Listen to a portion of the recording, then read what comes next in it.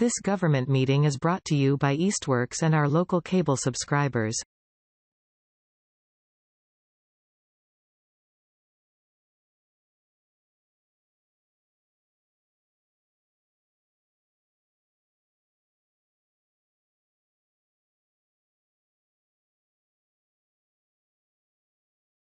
All right, welcome everybody to the City Council Finance Committee meeting for Wednesday, October 29th.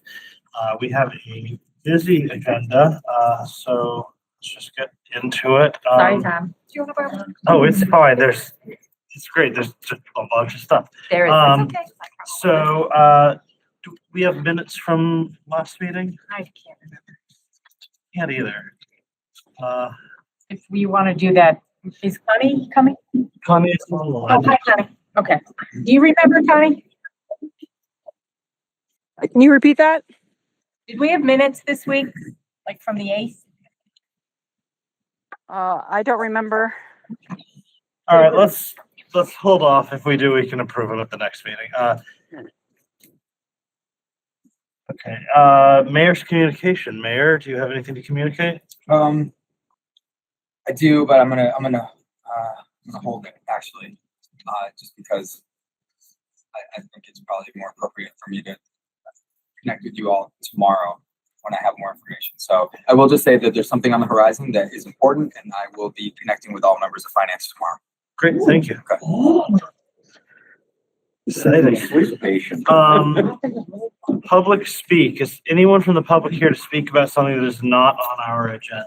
If you're wondering what's on our agenda, it's right up there.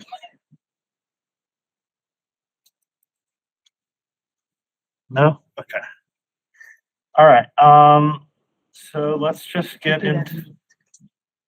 What's that? We did have minutes. We did have minutes. Do we want to do that now then? If you want. Okay. This October.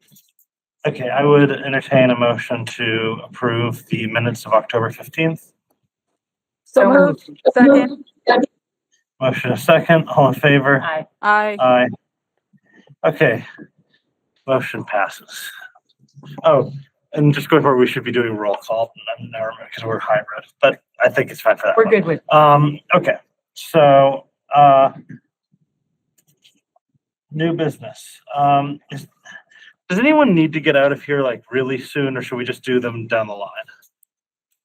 Mayor? I would love to be able to leave by 6 if possible, because my daughter's first scrimmage is tonight.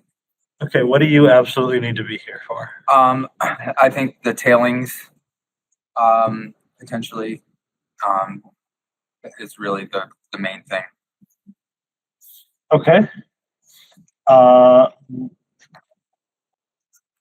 Did that make it onto the agenda? Yeah, it's a request of job GL 200. Yeah, Four yes, B. yes, okay.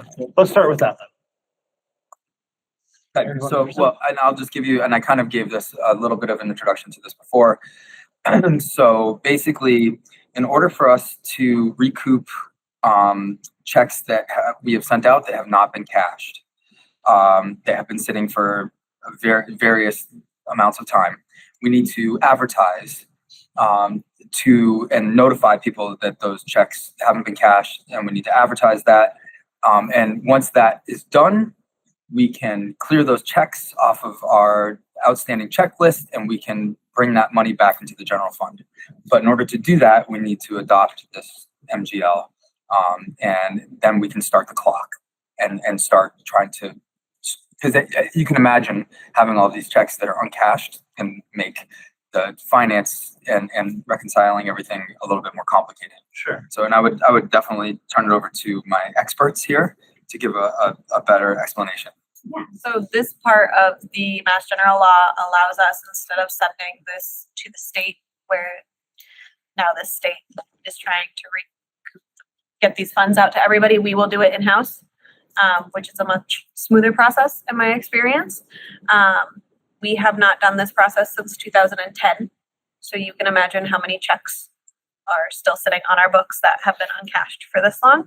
So after 180 days, we can void the checks. We can put them into this tailings account. We can advertise that these checks are sitting out there to people who are owed this money. If they've passed away, if they don't want some people, in my experience, don't even want the money because they settled on a estate and it's not worth the fight. This far as it. So after so long, it's usually a year of advertising and doing the best of our ability to reach out to these people to get them their money. We can actually commit the funds back to the general fund. So I think you answered the question that I was going to have, but just to make sure that I understand, the current process and the process that will continue if we don't adopt this is that the state is doing these collections for us. Our current process right now is that the funds are still on our books. Okay. They should be sent to the state. If we adopt this, I can go back to 2010. I've spoken with the DLS attorney. We can go back that far. We can advertise the funds. We can get these people their money. We've already accounted for that money leaving our bank account, so we're not out any more money. And we can figure everything out, and it'll be a easier cleanup on the finance side if we were to have this adopted. I see. Counselors, any questions?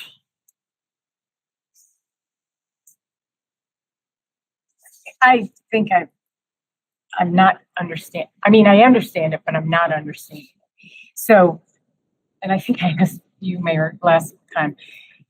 These are checks we have written for people for whatever reason. Vendors, payroll, anything. And we adopt this. And does the money come back to us or just on our books? Like, is it actual money that we can then spend, or is it earmarked already? So it goes back into the general fund, everything's great. And then eventually we may hear from the people? So Like, the you never pay law us? allows 1 year for people to come and claim Okay, so we're over that on a few. if we advertise it. So if we take this on and we do the advertising, and to the best of our abilities, we can prove it went in the paper, it went on our website. I like to go the extra mile. If it's a payroll person, I like to send an email to the last known email address. I send a letter. If we don't hear back after a year of all that, we can put that money back into the general fund. They have now lost those funds. And without this, it just, Money goes to the state and it's in their hands, and more than Never see likely, it again. it's just gonna sit there. thank you. I see. Nothing against the state. But Is that different from mass cash? it's basically mass cash, Okay. yeah. Counselor Denham, any questions? I have no questions. Okay, thanks. Well, this seems like a pretty common sense and simple thing that would potentially, over the long run, potentially add up.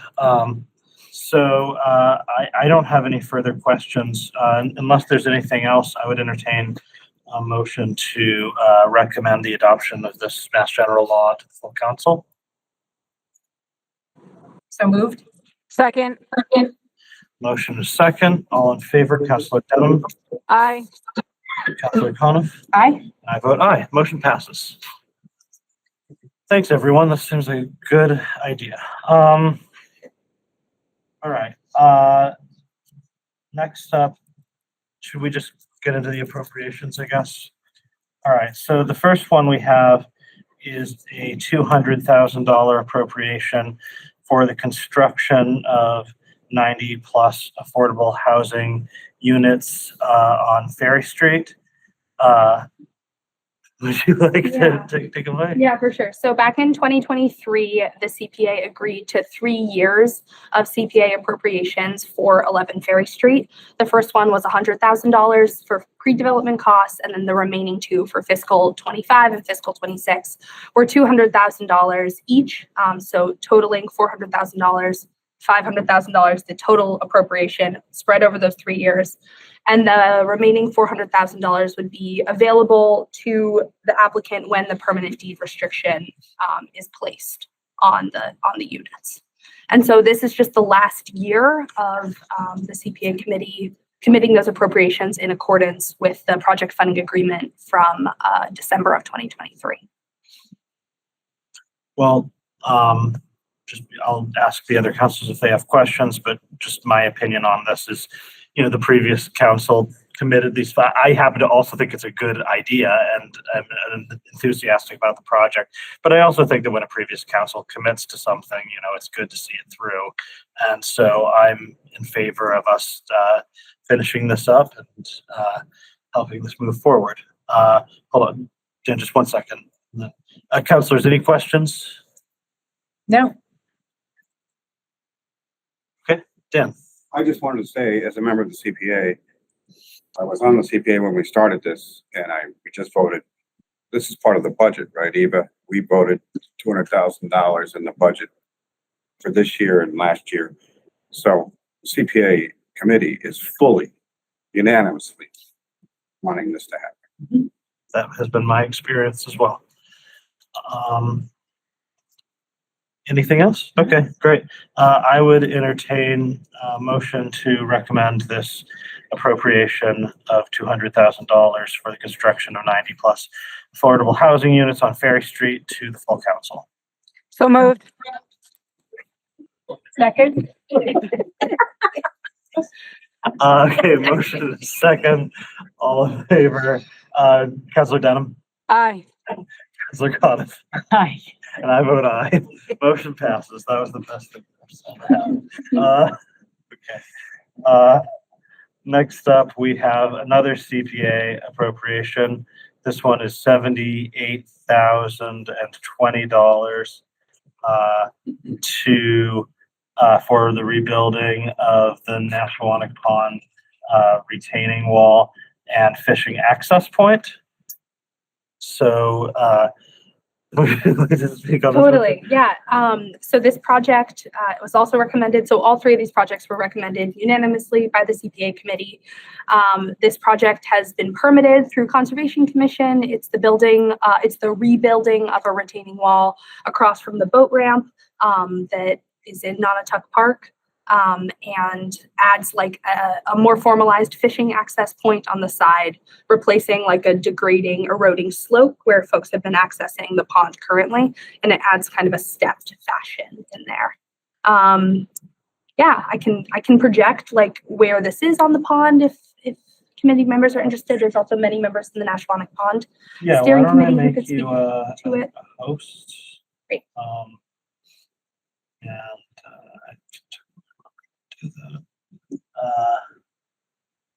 If you go over to people, I got you.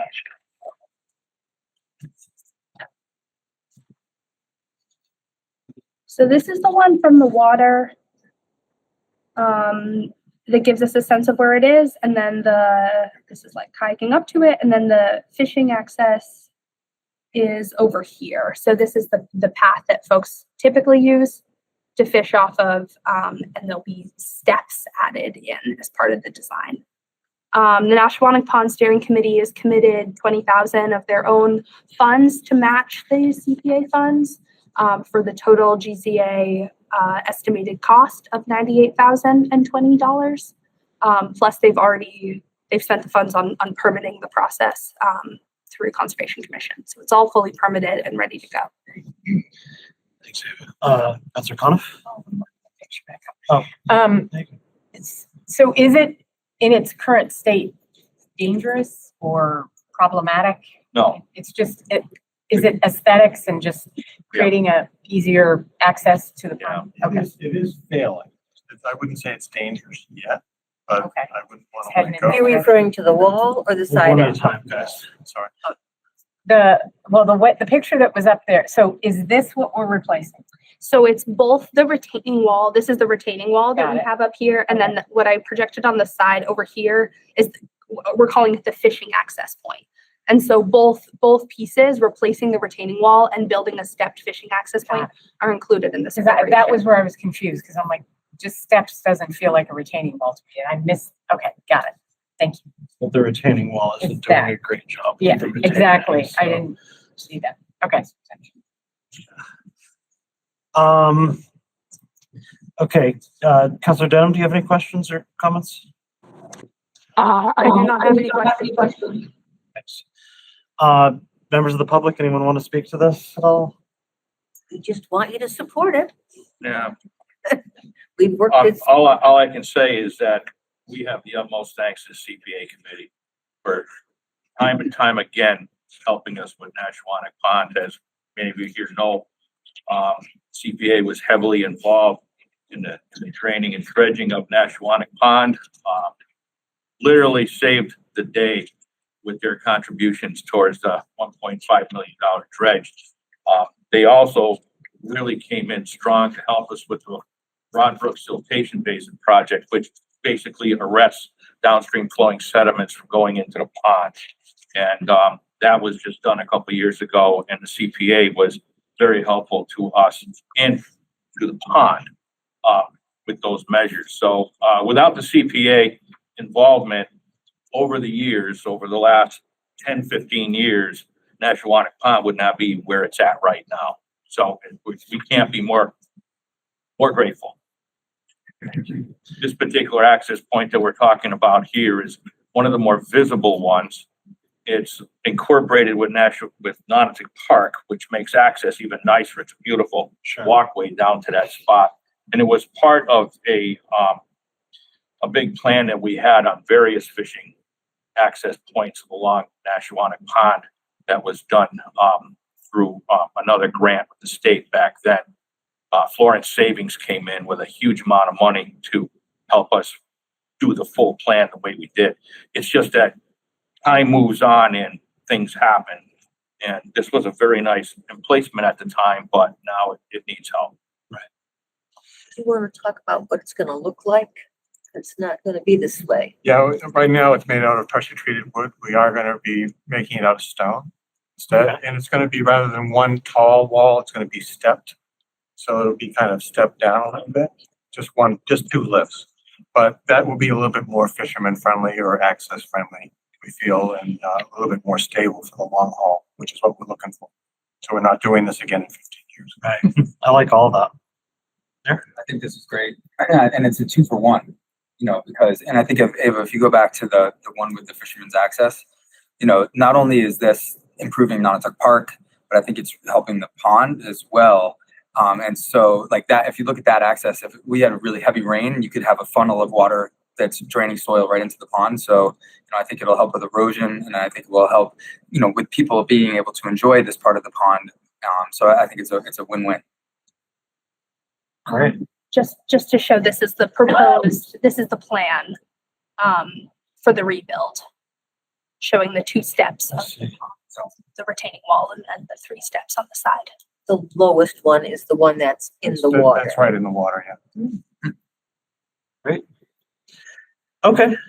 Well, unless there's anything else from the council, I would, the councilors, I would entertain a motion to recommend this appropriation to the full council. Second. Motion is second. All in favor, Councilor Denham, Aye. Councilor Coniff. Aye. I vote aye. Motion passes. Thank you. Thank you. Thanks, everybody. Really appreciate that. Thank you. Eva, do you want me to take the motion? Sure, go for it. Yeah. Okay. Yeah, go for it. So the next one is a $75,000 appropriation, also from the CPA, to fund an assessment of the restoration design of the town clock. Dan, I know this has been a big passion of yours for a long time, so why don't you take it away? a project of mine, and it started back, 22, when I think it was Greg, but the church brought to our attention how bad the clock was deteriorating, and you might have pictures of that. Now we appropriated, I'll try to go pretty quickly, we appropriated $25,000 from free cash to see if we could get an architectural study back then. It was discovered that cost a lot more, so we didn't have the money. And it stopped right there. Fast forward to now, the CPA was brought. I want to introduce people here. Greg Rowland is a CPA member and a member of the church board, and John Brunner is a historic commission CPA member. Greg brought to us the fact that a piece of the clock has fallen down to the ground. It's a large piece. If it had hit somebody, it would have hurt. And that liability caused us me and the CPA, let's do something. According to law, and Allison Manuel is very nice to help us with this project as a planner. You can correct me if I'm wrong, but in order to use taxpayer funds, we have to have a study of this an architectural study of what this is going to cost and how it's going to happen. I believe that's what Michael said. Am I correct there? Yeah, our procurement agent sort of explained the process. It has to be design, bid, build. We can't just do it. Okay. The mayor at the time, Nicole, decided that we had to cover the clock. Now it looks like it's in a funeral shroud, because we don't want more pieces falling off until we get it fixed. That cost about $10,000. With this appropriation and the money still left encumbered, we'd have about $95,000, which both Allison and I feel will be plenty to get an architect to do this work. An RFP would be sent out if you approve the funds. The clock and the church have historical significance and were designated so by the local historic commission, which makes it eligible. But this is unique because we own the clock, and that's a big history, which I don't want to get into now, but because we own the clock, that's the liability. It's not the church's clock, which is weird, but it's. Can I jump in for there just for a second for the benefit of the public who might have not been aware of the situation beforehand? Because of history and decisions that were made, this is a church, but the clock that's attached to the church is not owned by the church. It is owned by the city of Easthampton. So somebody might, I know that in previous conversations around this, there's been some people have said, well, what about separation of church and state? And that's fair, except for that this is state. This is like, well, it's city, I guess, in this case, but this is our property. It's not, even if the church wanted to fix it up, like it's ours. So like it's just a matter of like that is sort of a complicated, again, there's a long legal story here that we'd be here for a while trying to untangle, but that is ultimately the finding that everyone agrees with, is that this clock. We have a legal document. Yes, we have a legal document. Despite the clock being attached to a church, it is city property, and it's our job to maintain it. And just to be clear, although we still have those kinds of arguments, because the church has been designated historical, CPA funds are eligible to fix anything on that church, as it was done in West Springfield, as Hadley just did their steeple with CPA funds. This church is eligible for funding. However, because the clock is owned by us, makes it a little easier. Right. CPA, and I saw that the CPA today, we have funded housing, we have funded a new Nonotuck the pond, we funded a lot of park stuff, and we have funds available to do this work in the CPA because we've done all of that. And I'd like, given that history was recently destroyed in Washington, I'd like to see our history maintained. And that's a historic corridor. We have the library, we have the church, and we have the Old Town Hall. So I'd like to turn it over to my colleagues if they want to say anything about this, because they're here at my request. I'll say I would consider this, it's an iconic visage. If you have ever driven through town, which I assume you have, or if you maybe watched commercials recently from local businesses who go through town with a camera and shoot the things that are most iconic about the town, that is one of the two most iconic architectural structures in town. It represents us. It's also functional. Maybe most of us wouldn't think we need it, but I am shocked at how many times I actually look up there expecting to see the correct time. It's always a disappointment not to. So aside from the historical, hopefully obvious historical significance, and what I would imagine everybody can appreciate as a significant part of the look and feel and make of the town, I would expect that we would support this. Greg Rowland, CPA committee member, but also member of Easthampton Congregational Church. So I kind of have one foot in multiple worlds here. To John's point, the church has been peppered over the last couple of years with questions from the public. Why aren't you fixing your clock? And the challenge for the church is that the church doesn't own the clock. So we, on the church side, have been very enthusiastic about the city fixing its clock. especially once it was raining little pieces down or big pieces down outside the entrance of the church where people would walk to get into the church on Sunday mornings. So it was with great gratitude, I think, to the city that the hazard was covered up for the time being, but we have received public inquiries about when are you going to attend to the clock face and restore it to functionality. And so that is a goal, partly because it is the public perception that it is the church's clock, even though it actually is the city's clock. So we're excited and enthusiastic that there's movement on this and have been for a little bit of time on the church side. To John's point, I think it's a very public face. I know there are children who are not accustomed to reading an analog clock. Or Roman numerals. So there is actually an educational component to this for the public in our community in deshrouding this clock face and making it available for all generations.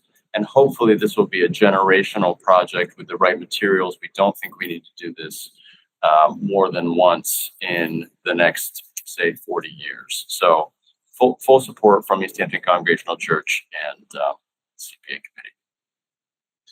committee. Mayor? So I've delved into this a little bit more deeply in the last couple of weeks. And I think there's a couple of important points that haven't been mentioned yet. So we do have a quote to fix the clock, but it's not just about the clock. I think that this architectural study is going to be really important because we need to get a really good understanding of what the condition inside that steeple is. Because if the quote for the clock is, I think, $85,000 to fix the clock and its internals and to get it working again. But that doesn't really make sense to do that if we don't have the other components of the area secured and strong and able to maintain and hold the clock in place. Because we spend $85,000 to fix the clock and it falls out. That's not going to be very helpful. If the bell can't be supported by the beams that are holding it right now and falls down, that's not going to be very helpful. So this architectural study is really going to look at the internals of the steeple and the pieces around the clock, but also the other structural components that are really important to have strengthened and to have in a solid place so we don't spend money on fixing the clock and then have to go back and redo everything. And I think knowing that is going to be really important.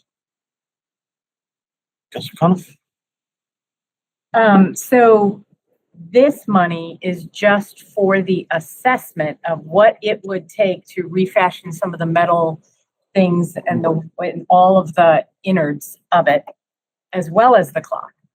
The clock is actually the least costly, probably. It's all of the equipment in that bell tower. And I think structure is really one of the most important things. Right? But I think maybe Dan can answer. Well, go, Dan. No, I'm done. I'm sorry. I can be done. Just to make sure we understand that proposal that Salem is describing was not requested. The steeplechase guy that put the shot up said, "Hey, I'm going to make a proposal to you because it thinks it needs work," and the CPA is wondering if all of that actually has to be done. A lot of it has to be done. The clock will be restored with, I'll say, synthetic materials, so it lasts for 50 years, not wood. And that's historically okay. Historic Commission is okay with that. The thing to understand is once this is assessed, a new RFP has to go out. So that proposal isn't valid in the sense of it never was put out as a quote. It was just something that somebody put out. And I just want to bring that up because it's not what we're debating tonight. No. We have to debate whether an architect has to be involved. Okay, and that's what this money is for. Yes. Got it. That other thing was just for reference. I don't know if Allison wants to say anything. I just wanted to add, I mean, the structural piece of it is probably the most expensive and very important component of it, but the architects will also be asked to recommend appropriate treatments for the exterior too, so that it maintains its structural appearance according to the Secretary of the Interior standards, which is a requirement. Do we have an architect? No, we have to have Selected. an RFP will be issued out. Do you have a thought of one? Like, are there these kinds of I mean, I'm sure there are. Sure. Are they in state or do we have to go out of state or? I think it's gonna depend on who responds to the RFP. I have someone in mind, but I don't want to bring up Okay, their name because I haven't contacted them yet. so we get this money for you and you go do an Michael RFP. puts out an RFP and we see what happens. All right, got it. Thank Last you. time we did it, we found out it cost a lot more than we had money. Okay. I saw Greg's hand and then Ava's. Having been up this steeple, I want to tell you that it's rough. It's not meant to be a public space. That said, it's timbers. It's reasonably stable. I think we discovered that it's old. This is a post-Civil War era building. There's no sense that the steeple is itself compromised. The bell is extremely heavy. The bell is not swinging, and there's no plan for this bell to swing. The hope is, in addition to restoring the visage of the clock faces, is to also restore the tone of the bell in town during some daylight hours. But that's not by swinging the bell. That is just a hammer tapping the bell or striking the bell. It's not a super, I just want to say it's not a super complicated mechanical project. There's not a ton of workings to make that happen. As you can imagine, it's just, it was not super technologically advanced 100 years ago, and it doesn't need to be so today. Although I think what we are trying to do is create a system where the ringing can be programmed and done remotely, to make it easier rather than the Quasimodo bell pull, something different. Okay, thank you. Okay. I was just going to note, following something that Dan remarked, that there were remaining funds put in the historic preservation set aside from last year, as well as the 110,000. So there were 95,501 in the historic preservation set aside. So that's minimum 10% of the CPA's overall budget put into a historic preservation set aside. So the 95,501 plus the 110,000 that were moved over from this current fiscal budget. So there's $220,501 in the historic preservation set aside. So we can do this and maybe another project or something. Out of that, yeah. Maybe a couple. Yeah. Okay, that's great. I noticed our colleague, Councilor Dunham, is no longer connected. I don't know what. Had a bad connection. Yeah, but yes, but we'll have to just keep powering through. So I would, Councilor Coniff, do you have any further questions? No. Is there anyone else who feels the need, has anything else they need to say on this one? Okay. I would, well, since there's only two of us now, I will make a motion to recommend this appropriation to the full council. And I'll second that. Motion is second, all in favor? Aye. Aye. Motion passes. When is the public hearing? 5th. 5th of November. Yes. Oh, okay. So it's not. Next What's Wednesday. next Wednesday? Yes, it is. Oh my God. Time. Do you All right. know the last time that bell was rang? We had it ringing for 2020. And Okay. it rang It during, was ringing in 1978. saying that. I think so, because it had just been repaired and I got married and I said, and they were saying, let's fix the bell. I'm like, can I ring the bell? Anyways, side note. Thank you. Thank you all. Thank you, guys. Thank you guys. Appreciate it. Nice seeing you. Let's see. Daniel. Okay. So that is all the supplemental appropriations. I don't know if you want to comment. Let's just keep going down the line.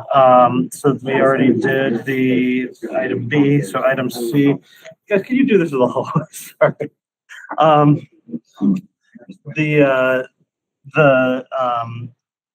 Item C is the request from the fire chief to update the language in the fire and ambulance donation accounts. Chief Norris? Yes. So the donation accounts, the fire department has had since my tenure there over the last 6 years, two donation accounts. One being the ambulance donation account, one being the fire donation account. And typically throughout the course of the year, we'll receive sporadic donations from the public typically, anywhere ranging from $25 to $50 to something to $100. And we continue to build up money into these accounts. We obviously spend on different projects pertaining to the fire department or the ambulance throughout each year. And working with the city auditor, it was recommended that we look at the language when those were established just to tighten it up, clean it up, and bring it up to date with our current mission. So I went and spoke with the city clerk, got the language from when those two donation accounts were established. That was submitted in the city council package. Those were established in 1996. And in 1996, there was language pertaining to the ambulance donation account that outlined the scope that it could be used for. And when I looked and spoke with the city clerk on the fire one, all that was found was the vote taken and establishing the account, but really no language there. So to the point of the city auditor, it's 30 years later now, it's time to just kind of look at this, reevaluate it, and bring it up to our current missions. Okay. So I submitted the language recommended for both accounts and looking for feedback. Okay.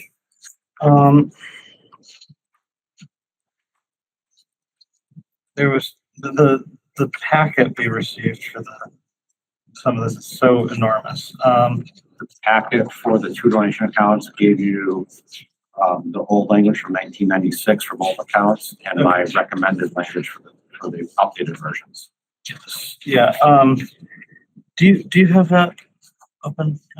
Okay. So This is for the fire and this is for the ambulance, updated wording. approval to establish an account in accordance with MGL Chapter 44, Section 53A for the purpose of receiving donations designated to be used for the Easthampton Fire Department and to use for the purchase of medical equipment and supplies, resources needed for public outreach and education programs, equipment and resources used for the health and safety of our members, as well as paying professional development opportunities for members of the organization. And that's for the ambulance one. That's the ambulance. This is the one part Okay. was for fire. Why do we need to? Because there's two separate and distinct missions really in the fire department. One is focused on ambulance and one is on fire response. Okay. And it actually has been interesting when people send in these donations, they'll actually put on the check, please put into the Easthampton Ambulance Fund. Please put into the Easthampton Fire Department Fund. Is it ever like people who have been serviced by the ambulance and they're grateful? That's mostly what it is. Okay. It's either the two most common themes are people who receive service and they just want to say thank you, or unfortunately it's people who have died in the community and in memory of their loved ones, they ask to make a donation to the fire or ambulance fund. Those are the two common themes that we see donations for. Okay.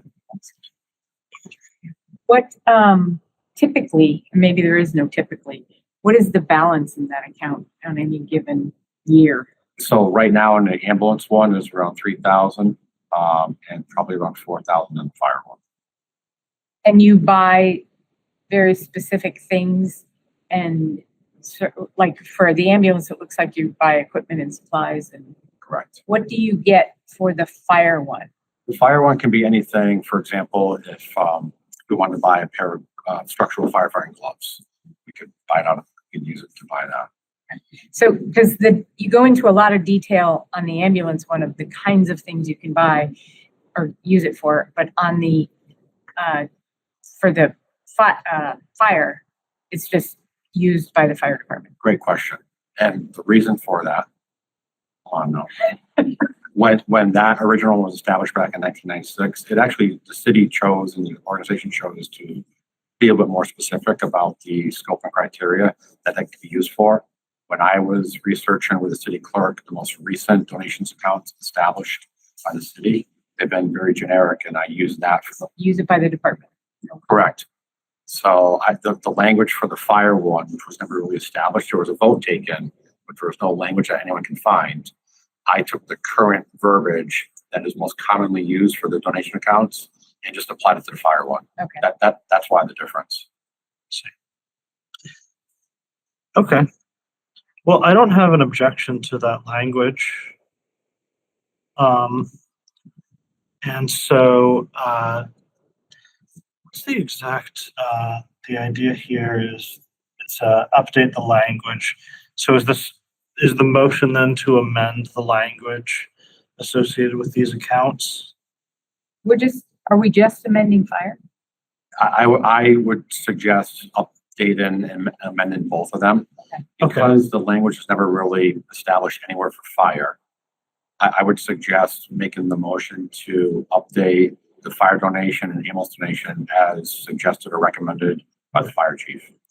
Okay, I would make a motion to update the language associated with the fire and ambulance donation accounts as recommended by the fire chief. I will second that. Motion second, all in favor? Aye. Aye. Motion passes. Okay. Thank you both. Thanks, Chief. Thank I'll you. see you then. Do you want me there next Wednesday, right? Sure. Yep. Sounds good. Thank you. Thank you all. Have a good night. Were you nervous? You always make me nervous. Okay, good. She's so intimidating. Yeah. Scary. Yes. Well, it's your turn next month. Okay. Application hearing presentation. Got a big crowd. I know. Love this.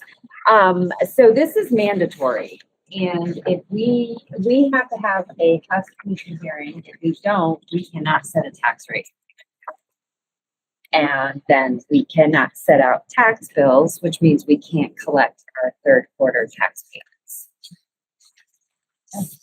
So per Mass General Law, Chapter 40, Section 56, there are, the main goal is to vote on a residential factor and other local options, being the open space, which we don't have any, so there's no vote to take.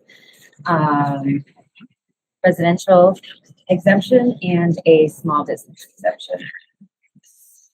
So I'm here to present the certified property values and the statistical impact of the available options.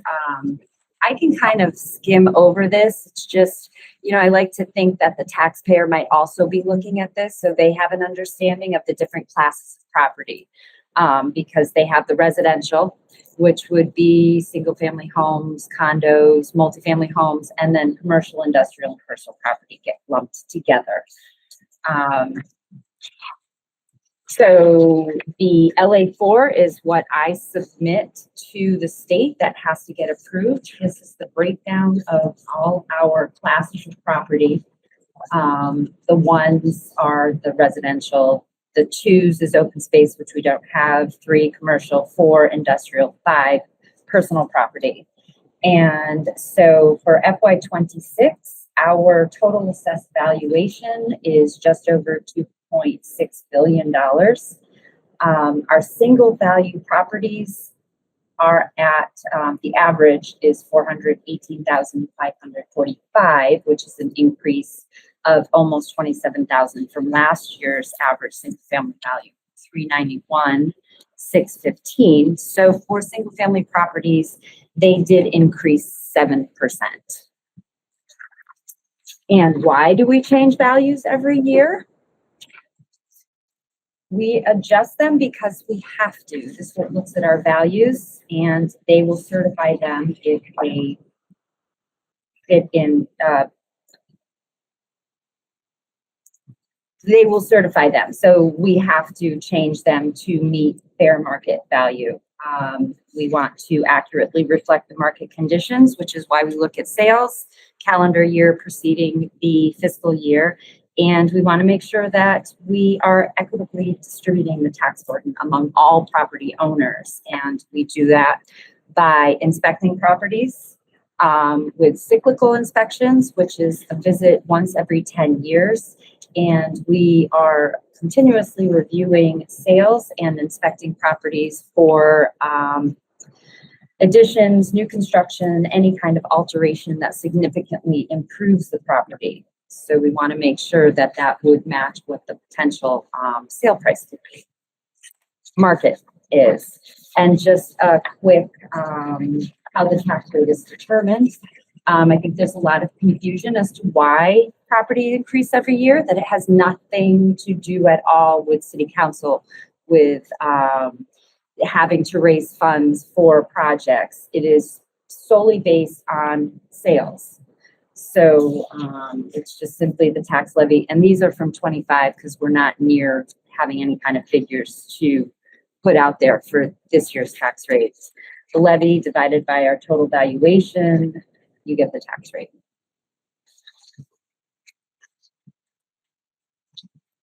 So the first one is where the city council must decide on a residential factor. So a single tax rate would be a residential factor of 1, which taxes all properties at the same tax rate: residential, commercial, industrial, and personal property. Or you can split the tax rate, which would be a residential factor of less than 1, where you vote on the percentage that you'd like it shifted, which means that commercial, industrial, personal property will pay a higher rate, but it cannot be, residential cannot pay less than 65% of their full fair catch value, and commercial industrial cannot pay more than 150%. Total levy stays the same. It doesn't increase the amount of money we pay. And some of the options would be, we chose, this is based also on last year's figures. A single tax rate was 1367.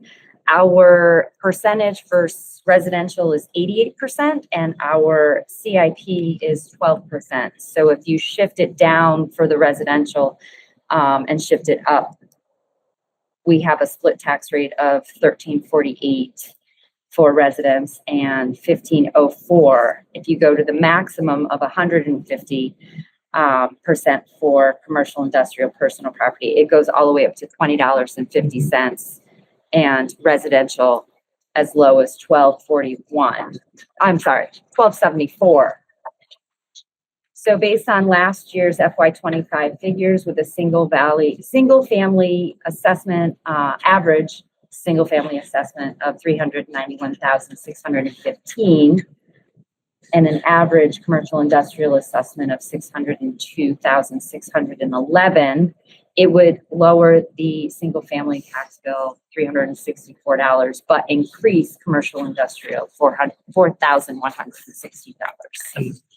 I have been through this presentation a few times, but just for the benefit of the public. Yeah. The reason for that, right, is that because there's so much more taxable value in residential than in commercial in Easthampton, that the benefit of that shift to householders would be like spread out among a lot of houses, but the impact on the commercial owners would be concentrated in a smaller population. Yes, 88%. We have very small commercial population, and if you start shifting it, it would not encourage people to come to Easthampton to start a business. It would increase the taxes for the businesses. Yes. Any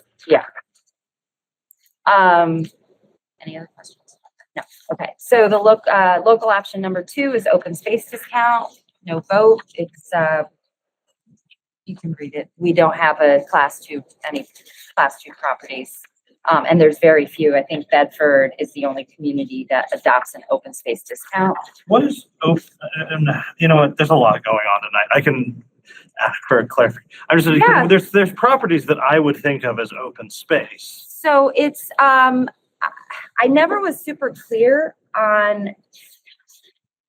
So it would be like South Hadley has an open space property. They have never voted the discount, but it's on the notch. It's like if a private individual owned part of the pond, like that could be an open space that you might want to, not chapter land, you know, which is our agriculture, recreational, or forest land that is classified separately. Like I said, Okay. there's very few communities that have adopted it, and I have never been able to accurately describe it So it would be or like a privately owned that is not in chapter. I mean, you can have it in chapter land. Yeah, there's so few communities that have a class 2 property that it sounds wonderful because when you want to preserve land, you look for any way to be able to preserve it, but it'd be different from a nonprofit like Kestrel or Pascomic, privately owned, and right? Because if a nonprofit owns it, it's not already- taxed. Okay, Um, so it's a thing that doesn't exist here, so we don't need to think too we hard have about no it. class 2 Okay, properties. super. Yes, so there would be no vote to take. The residential exemption, so that would shift the tax burden within the residential class. So you can adopt it for all residential properties that are the principal resident of the taxpayer. You have to own your property and you have to domicile in it. The exemption cannot exceed 35% of the average assessed value of all class 1 properties. It's a fixed dollar amount that is exempted from the value of all owner occupied residents. And the cities and towns that do adopt it are out on the Cape and the islands in Boston, which has a high percentage of vacation homes, high priced properties, and rental properties.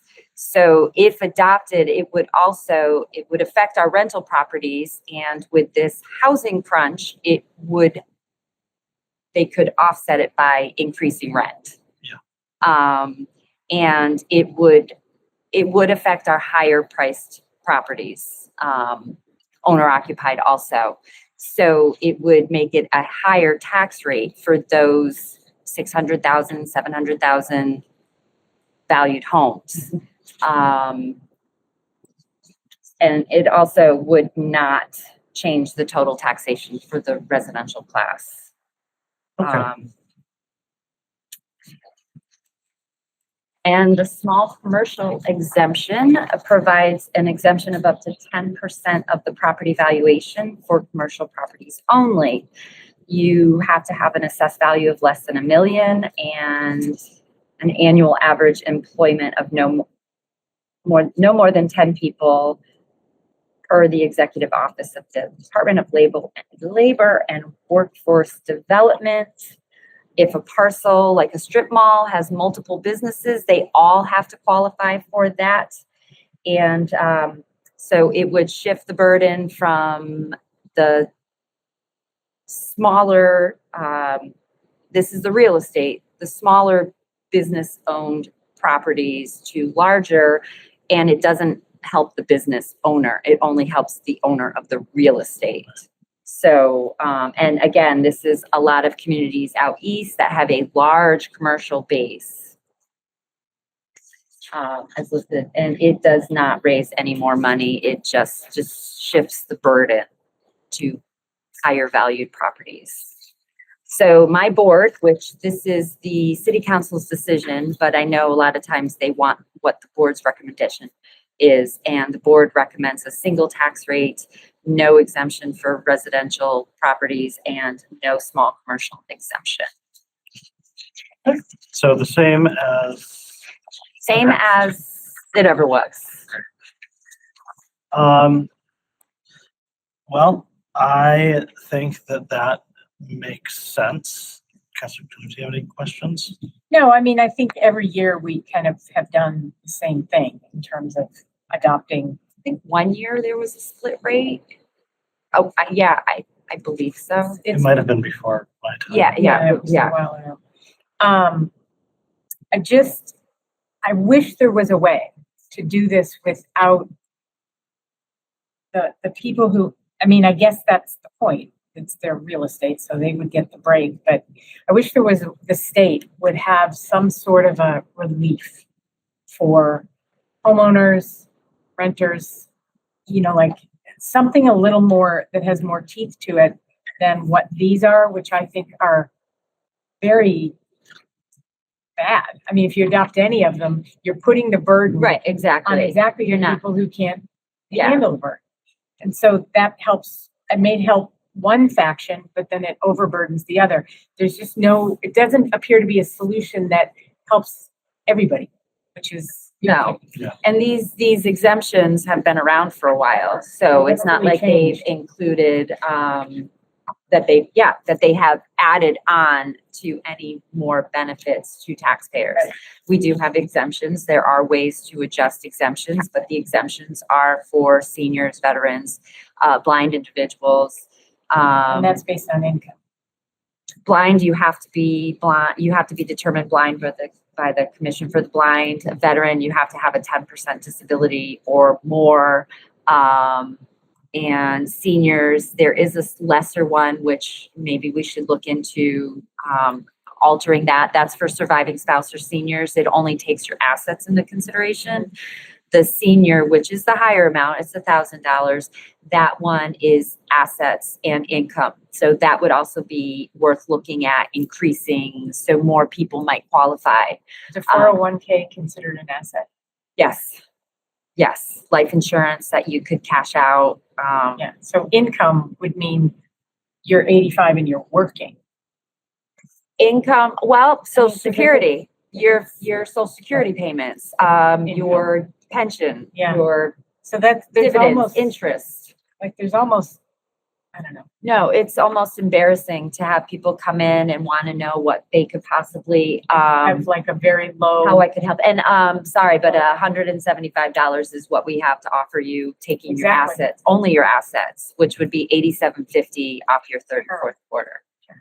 Yeah, it does feel like the state could perhaps have a bit more finesse and creativity with the way they design these things. Seriously. I'd love to be able to think about these and go, oh, well, would that be smart? But with these, it seems like it's kind of a no-brainer. So with that in mind, I would make a motion to accept the recommendations of the Board of Assessors and insofar as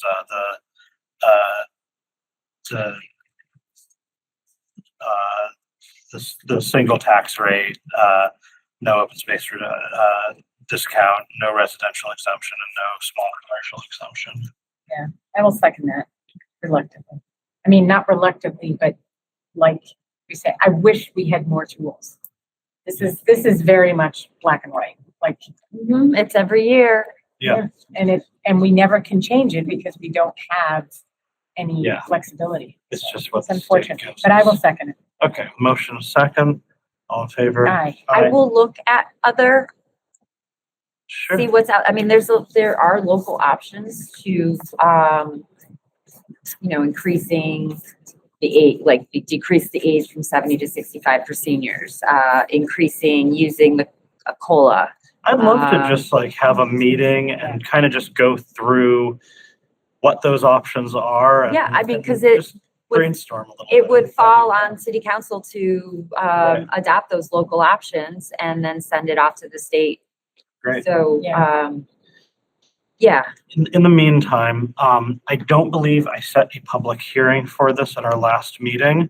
So I'll need to do that oh, at our for, next meeting. okay, yeah. So on It the, won't be next one. so yeah, it won't be next Wednesday, Okay, but I think like it could be the one after that, which I believe is the 19th. okay, yeah, If I that wasn't, works for you. I just didn't want to push it off 3 weeks.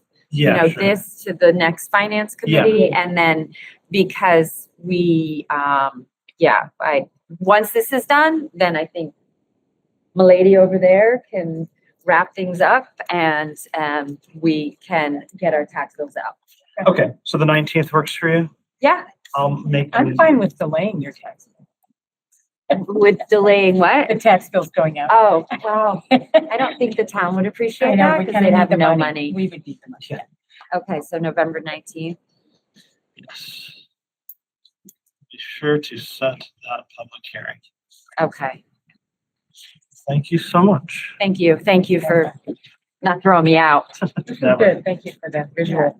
All right, we've got one more thing and then I think we're good to go. Okay, And that is the motion to borrow and or appropriate $529,000 from Nonotuck Park Spray Park or for Nonotuck Park Spray Park renovations. So, was this CPA, was any of this CPA money? right, so we appropriated the CPA money that would be the matching funds, and now we got the matching funds from the state. Okay. And so the way this works, like a lot of these things, stop me if I say anything stupid, is that like we have to spend the money down and then we get reimbursed. So Okay. the idea is that we authorize the city to borrow and or appropriate those funds in order to do that. And we've already appropriated the half of it from the CPA, and then we'll spend the money, but some get of it will come back. Okay. Did I get that right? You're looking a They're little, looking at each other. So the CPA portion is totally separate from this one. It is part A, part B kind of thing. Part A of the project is funded through CPA. Part B is the state provided us the grant. Mhm. It's a reimbursable grant. What I heard from John Mason, and I don't know why he's not here, what he stated to me that he's going to spend first $20,000 between now to June 30th, ask for reimbursement, and rest will be spent in fiscal year 27 and will be asking for reimbursement. If it's during the fiscal year and reimbursement is received the following fiscal year by September 30th, it doesn't hit our free cash. But he is very optimistic that it will be all done within the timely manner. However, state also asked for a backup that if you have to fund it because your accounts are going to go into negative, if you need to borrow or if you need to take money from another source of funds, do you have permission from the city council? Okay, yep. That's right. So it's reimbursable, but we need to appropriate it to show them that we are ready to spend that money. Similar to like an old town hall, that $2 million, we put it on the language that yes, mayor and the treasurer, as per our financial policies, have right to borrow or appropriation will come to city council. But if they decide to borrow, they have authorization from city council that they can go ahead and ask for money. Okay. I don't think we will need to borrow money because if everything happens in timely manner, we'll get the reimbursement in time. We won't need this borrowing. Once this grant is all reimbursed, we'll come back again to rescind this borrowing authorization. and this resolution that has to be approved, I haven't gotten all through it, but somewhere in here it says the 529 is predicated on getting the grant.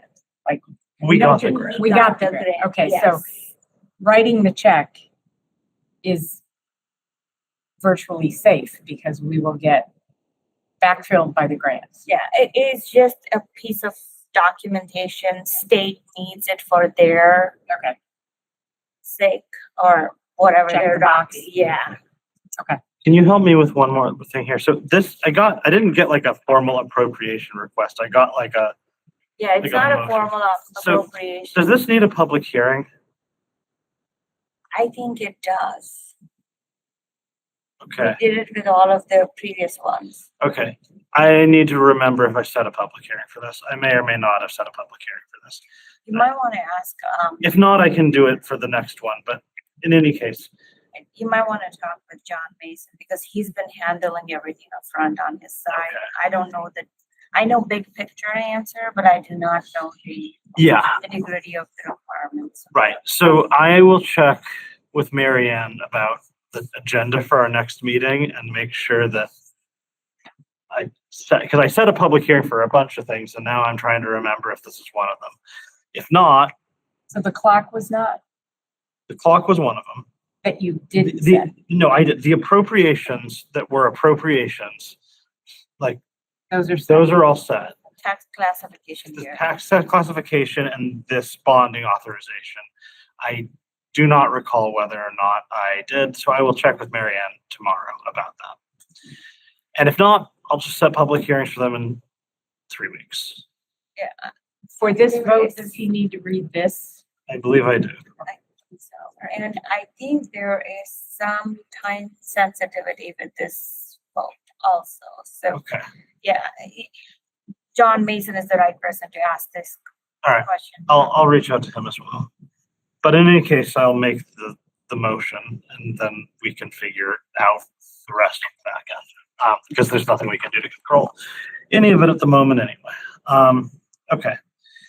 I move that the city vote to raise, borrow, and or appropriate $529,000 to pay for the Nonotuck Spray Park renovations and improvements on land known as Nonotuck Park that is managed and controlled by the city's Parks and Recreation Department in accordance with Chapter 45, Section 3, for active recreation purposes. And to meet said appropriation, the treasurer, with the approval of the mayor or designee, is authorized to borrow $529,000 to pay the cost of the project, and in accordance with Chapter 44, Section 7, and or Chapter 44B, Section 11, and or any other enabling authority, and issue bonds or notes of the city, and that the mayor or their designee be approved to file the LWCF grant PL 88-578 on behalf of the city of Easthampton or other applications for funds in any way connected with the scope of the project, of this project. The mayor or their designee be authorized to enter into all agreements and execute any and all instruments. Second. Motion is second. Just before we go on, I feel like there's a couple typos in that language, so if that came from John, maybe we need to get that. If you're just reading through it, there's a few just points where I think there might be some typos in it as well. I think that the intent is clear, but in any case. Shall we vote? Yeah, all in favor? Aye. Aye. Okay, motion passes. I think that's probably all for tonight, right? Motion to adjourn. Second. All in favor? Aye. This government meeting is brought to you by Eastworks and our local cable subscribers.